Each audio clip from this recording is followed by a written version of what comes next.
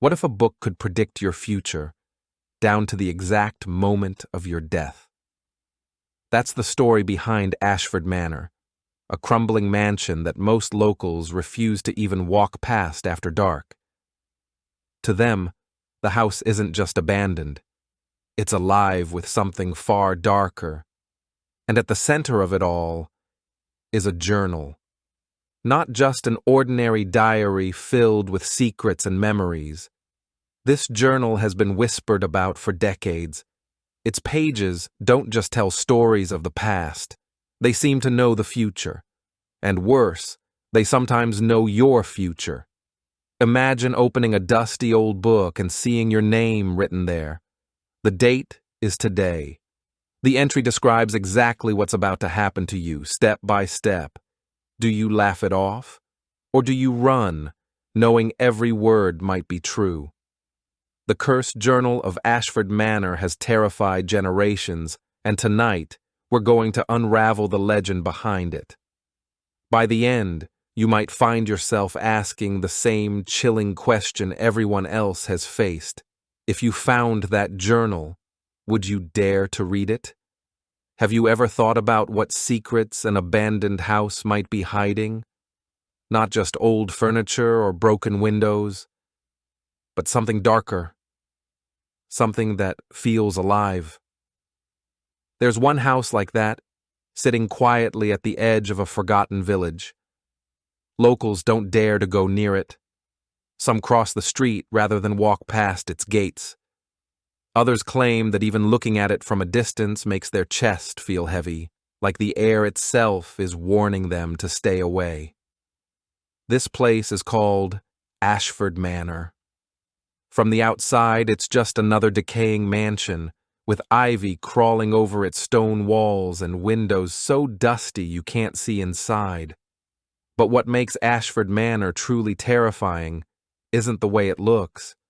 It's what's been found inside. Hidden in one of its rooms is a journal. Not just any journal. A cursed one. The kind of journal that doesn't just record the past, but writes the future. And the strangest part? Sometimes the future it writes is yours. So tonight, I want you to stay with me as we explore the story of the cursed journal of Ashford Manor. A story that has left people terrified, and one that might just make you wonder, would you ever dare to open it? Ashford Manor doesn't sit in the middle of the village like you might expect. It stands apart, on the edge of town, surrounded by trees that grow too close together, as if they're trying to hide it. The road leading up to it is cracked, covered with weeds, and most people avoid walking it altogether. Even during the day, the place feels heavy, like the shadows never really leave. From the outside, the manor looks like time itself gave up on it. The roof sags under the weight of years. Windows are cracked, their glass long gone in some places, leaving behind empty, hollow spaces that stare at you like eyes. The front gate is rusted, always half open, squeaking whenever the wind pushes it. Locals say the sound carries across the fields at night, like a warning to stay away. But it wasn't always like this. Years ago, Ashford Manor was one of the most impressive homes in the county. The Ashford family was well-respected, wealthy, and proud of their name. They hosted dinners, gatherings, and were known for their influence. But with time, something shifted. The guests stopped coming. The lights in the windows went out. And little by little, the family's name was whispered with unease instead of admiration. The last to live there was Margaret Ashford, a young woman who almost never left the manor. People remember her walking along the garden paths with a small leather book always clutched to her chest. She never spoke much, but villagers swore she seemed distant, almost like she was always listening to something the rest of them couldn't hear. It was that book, the journal, that set the rumors on fire. Some said Margaret was simply a lonely girl who wrote too much. Others believed she could see things before they happened. Either way, Her presence and that journal gave Ashford Manor its haunted reputation. And when Margaret was found dead inside those walls, the journal still in her hands, the manor's doors closed for good. The journal itself looks harmless at first. It's small, bound in dark leather, worn smooth at the edges like it's been handled for years. The clasp is broken, the pages yellowed with age, and if you were to glance at it quickly, you'd think it was just another forgotten diary collecting dust in an abandoned house. But the second you start reading, that's when things stop making sense. Each page is written in the same shaky handwriting, the ink faded but still clear enough to read. And yet, the dates don't line up. One entry might be from 1872, describing a storm that nearly destroyed the Ashford Gardens. The very next entry could jump to 1910, talking about a child who broke their arm on the manor's staircase. Then, a few pages later, there's an entry with a date that hasn't even happened yet. It's like time doesn't exist inside that book. And what's even stranger is that many of those entries match real events. Villagers who dared to peek inside swore they found their grandparents' names written down, tied to accidents and illnesses that had actually happened years earlier. Others claimed the book recorded fires, floods, and even deaths that were still years away from taking place. This is why people began to fear Margaret Ashford. Imagine living in a small village, and there's a girl who walks around with a book that seems to know more than it should. Some said she had a gift, that she was able to see glimpses of the future and record them. Others thought she was cursed, doomed to watch terrible things unfold before they happened, powerless to stop them. And then came her death. When Margaret was found inside the manor, the journal was clutched tightly in her hands. No one knows exactly what was written on the final page she read. Some claim her face was frozen in horror, her eyes wide as if she had seen her own fate written down. Others whisper that the page was blank, and that whatever killed her had never needed to be written at all. After that, the manor was abandoned, doors locked, curtains drawn, and the journal left behind, untouched. At least, for a time. Years passed. The manor stood silent. The legend of Margaret and her journal became something kids whispered about, on dare nights, around campfires, when the wind blew just right. But no one had dared set foot inside. Until one summer, 5 teenagers from the village decided to take the dare. They were young, curious, and a bit reckless. On a warm June night, they climbed over the rusted gate and made their way down the overgrown path. Their flashlights carved narrow cones of light through. They climbed over the rusted gate and made their way down the overgrown path. Their flashlights carved narrow cones of light through the darkness. Every tree limb overhead scratched in the wind as though they were clawing at the sky. As they approached the front door, its wood swollen with age, they hesitated.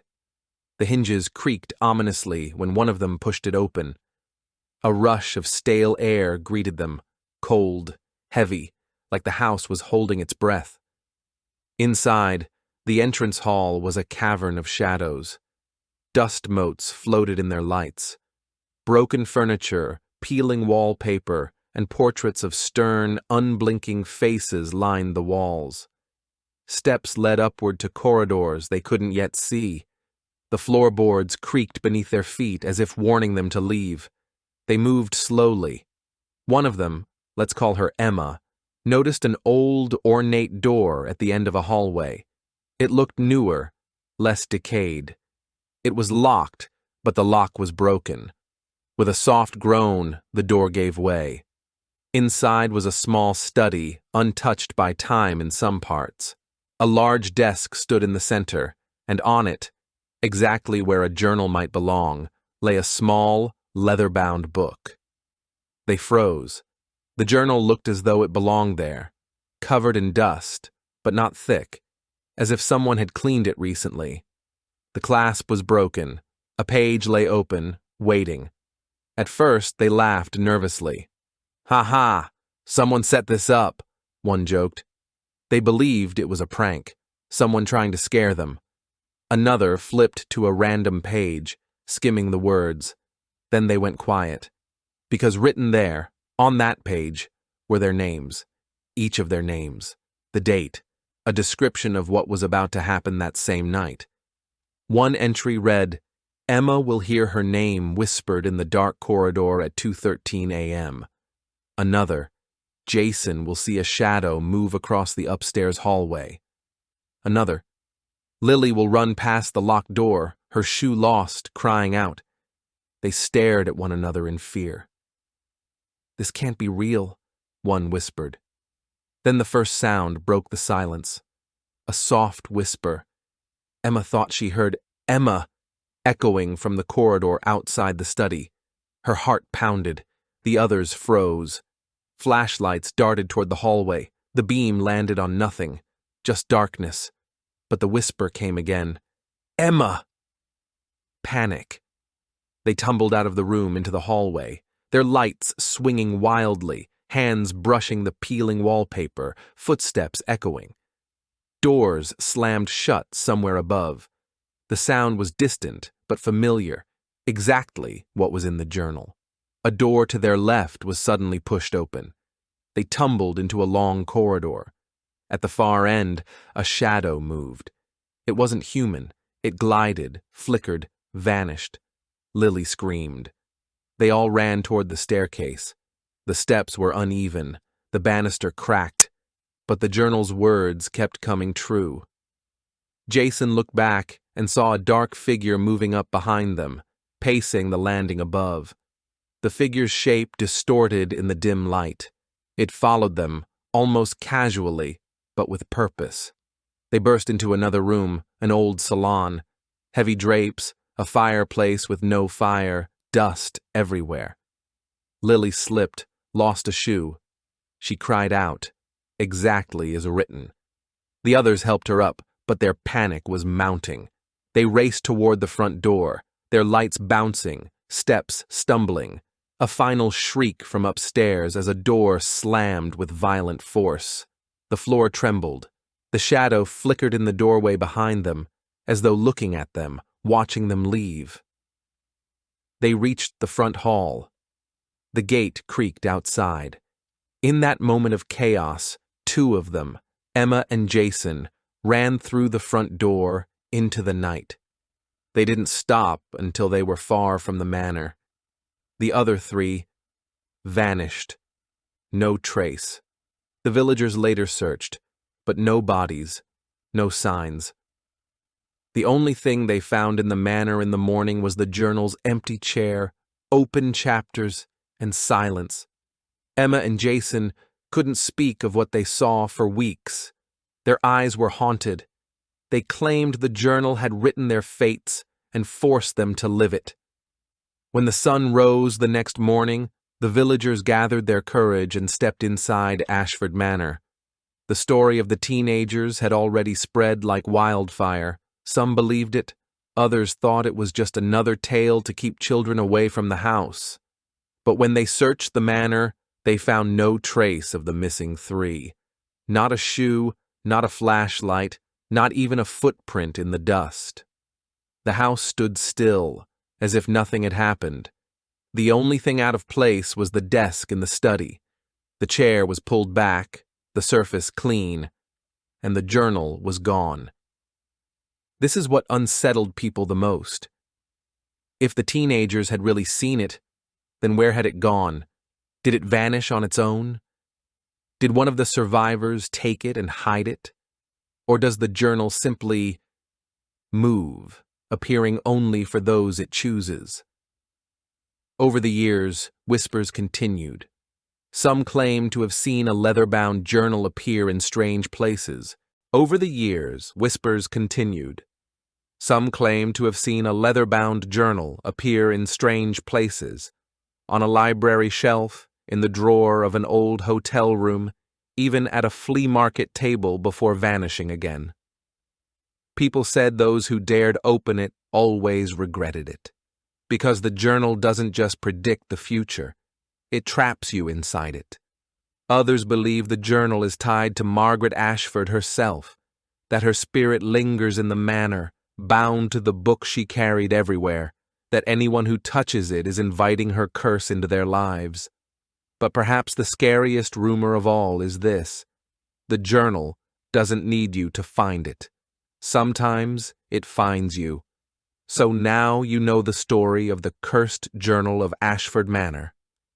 A book that doesn't just record the past, but writes the future. A book that has taken people in and never let them leave. The question is, what would you do? If you stumbled across that leather-bound journal, sitting quietly on a desk, pages open, your name already written inside, would you dare to keep reading? Or would you close it and walk away, never knowing what it might have said about you? Tell me in the comments, because I want to know. Would you face the curse or leave the journal behind? And remember, some stories stay trapped in the pages. Others are still being written. Thanks for watching. If you enjoyed this video, hit that like button, subscribe, and ring the bell for more. Let me know your thoughts in the comments. I'd love to hear from you. See you in the next one. Bye for now.